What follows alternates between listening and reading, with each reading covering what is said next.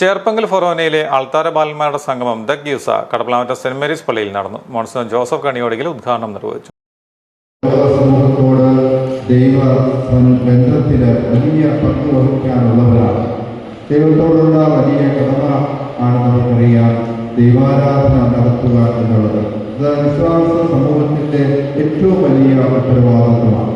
ആ ഉത്തരവാദിത്വം വിശ്വാസ സമൂഹം നിർവഹിക്കുന്നതിന് അൾത്താര ബാലന്മാർക്ക് വലിയ പങ്കാണ് വഹിക്കാനുള്ളത്. അത് ശുദ്ധ കുർബാനയാകട്ടെ, ഉദാസങ്ങളുടെ പരികർമ്മമാകട്ടെ, തിരുനാളുകൾ നടത്തുമ്പോഴാകട്ടെ, അൾത്താര ബാലന്മാർക്ക് അവരുടേതായ പങ്ക് പലതരങ്ങളിൽ വഹിക്കാനായിട്ടുണ്ട്.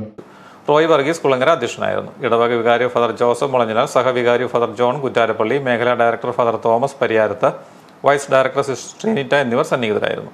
ചേർപ്പങ്കൽ ഫൊറോനയിലെ 15 ഇടവകളിൽ നിന്നും 200-ലധികം കുട്ടികൾ പങ്കെടുത്തു. ഫാദർ വിൻസൻ മൂങ്ങമകൽ ക്ലാസ് നയിച്ചു.